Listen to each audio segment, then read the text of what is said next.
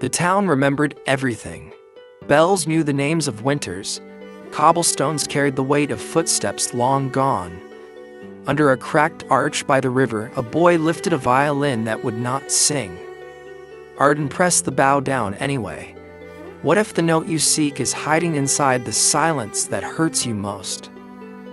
Arden didn't know. He only knew his fingers were raw, his pockets were empty, and music kept breaking in his hands. He found the violin in a rain-smelling stall. Ribs split, bridge warped, pegs sullen as old men. Firewood, the shopkeeper said. Arden paid with his last coins and a wool scarf, and carried the instrument home like a fragile truth. His attic was a single window and a thin mattress. Night counted his hunger hour by hour. He sanded splinters, stood a makeshift soundpost, carved a bridge from thrown-away applewood. Strings slipped, seams open with the weather, and the bow hair had the memory of winter. At dawn, he walked to the river and practiced scales that sounded like apologies. People passed, their eyes were stingier than their coins. On the third morning, another sound threaded the air, clear, small, refusing to be cold. A girl about 14, hair braided with thread, shawl patched from sunset colors, sang the notes he missed and held the pitch, and he found it. "You play like you're afraid to wake a sleeping house," she said. "The house is already awake. Make it listen." "It's broken," Arden said. "So am I," she shrugged. "We can still make noise." Her name was Lena. She sang for bread and knew where warmth pooled on stone, which Baker left yesterday's rolls by the back door. Next morning, she returned to his river corner without asking permission. "Play," she said. "I'll hold the line until you do." They rehearsed with mist on the water. Arden memorized the fingerboard by faith. When the violin squeaked, Lena stretched a vowel and the pitch settled. When the bow scraped, she shaped air around the wound until it felt less like failure and more like an unfinished sentence. Then news moved through the town like a rumor of fire. Founders' Night was coming. Lanterns, choirs, and 3 slots on a small stage. The winner received a patron support, rooms with heat, actual lessons, maybe even a proper instrument. It also meant eyes and judgment. "Enter," Lena said. "This isn't a violin," Arden answered. "It's a wound with strings." Lena plucked the open G. It wobbled but did not fall. A wound is where sound learns to begin. Days narrowed toward the festival. They stole duets from church steps and market songs from fishmongers. Lena hummed a lullaby from a place she refused to name. The instrument betrayed Arden anyway. A seam opened near the tailpiece. The E snapped and stung his knuckle. He found an old violin maker with a window full of dust and light. The man listened to a halting hymn, pressed a finger along the longest crack, and shook his head. "Why this one?" he asked. "It was waiting," Arden said, surprised by his own answer. "So was I." "I won't fix what you cannot yet carry," the maker said. "Come after the festival. After, let the town hear you break. Then we will speak of mending."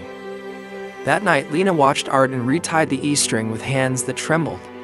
She said nothing for a long time. Then, "If I sing and my voice cracks, I keep going. Not because I'm brave, because the song still needs a body." Arden nodded. 2 broken instruments would have to be enough.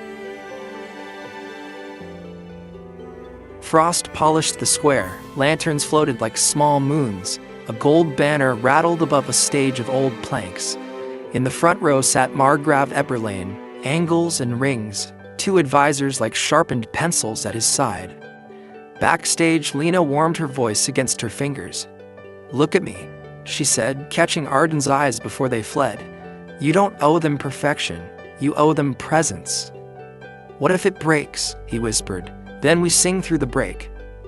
A boy with a flute went first, clean, quick, and certain. Applause came like thrown seeds. A woman with a hammered dulcimer followed. Her strings were rain. The applause swelled. Arden and Lena stepped into the light. The first note was a question, thin, afraid of its own echo. Lena answered with a tone you could sleep inside. Arden lowered the bow slower, asking instead of forcing. The instrument opened like a door that finally remembered its hinges. They chose a folk melody that spoke in the language of dishes and footsteps. Lena carried the line. Arden braided harmonies around her voice like hands cupping fire. People leaned forward. Some forgot to hold their coins. Halfway through the second verse, it happened. The crack. Sharp, decisive, near the chin rest, the tones sagged. A collective inhale raced across the square. In the front row, the patron's mouth thinned. Arden froze. A measure fell into silence. Lena didn't. She stepped one pace closer, eyes steady, and sang unaccompanied. No flourish, no apology, just a clean human line thrown like a rope across cold water. She lifted her free hand toward him. Palm up. You can stop or you can step forward. Arden drew the bow. The sound was broken, but true. It carried winter rooms and empty plates, the stubborn pride of a boy who chose what others discarded, and the raw edge of a girl singing to keep hunger behind her. The town began to listen instead of judge. Arden didn't fight the damage, he tuned to it. He picked intervals the wounded body could hold. He bowed into grief without giving it the song. Lena wrapped her voice around that fragile tone until weakness became color. Wood and throat, two broken instruments, made one whole thing. They finished.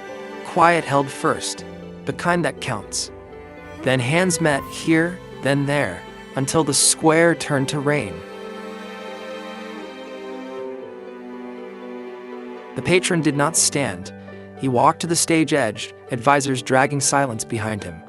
Who repaired this instrument, he asked. No one, Arden said. It's mine like this. Why bring it here? The left advisor sneered. Because it's what I have, Arden said, voice steady, and because music lives in what remains. The Margrave's gaze shifted, measuring one thing against another. This town is cruel to the delicate, he said at last. Tonight it learned restraint because you did not turn away. He laid 2 items on the boards, a voucher for conservatory lessons shared between Arden and Lena, and a wax-sealed note for the violin maker. In the workshop next morning, the maker read the seal and smiled into his beard. Mend what can be mended, he said, and honor what cannot. Sit. He guided Arden's hand on a small plane. We fix the seam, not erase the story. Glue warmed like soup, wood breathed like an animal at rest. By dusk, the crack was closed, a visible, healed scar you do not lie about. Arden played. The note was still his, steadier now, earned. The town's listening changed. A baker saved bread at day's end. The choir director asked Lena to hold harmony on Sunday. A cobbler tightened Arden's boots and refused coin.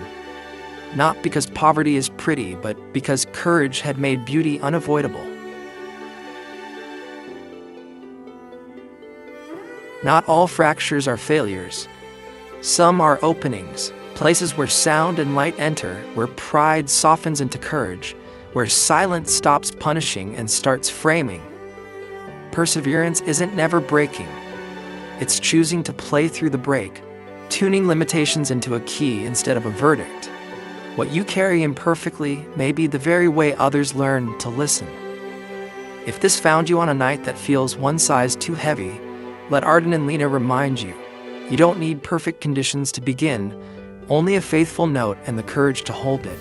If your dream looks cracked, don't hide it. Bring it into the light. Let it sing. If you're carrying something broken, don't hide it. Heal with it. Grow through it. Because sometimes what you think is your weakness becomes your story. This is Whispered World, where stories breathe softly and hearts find their calm.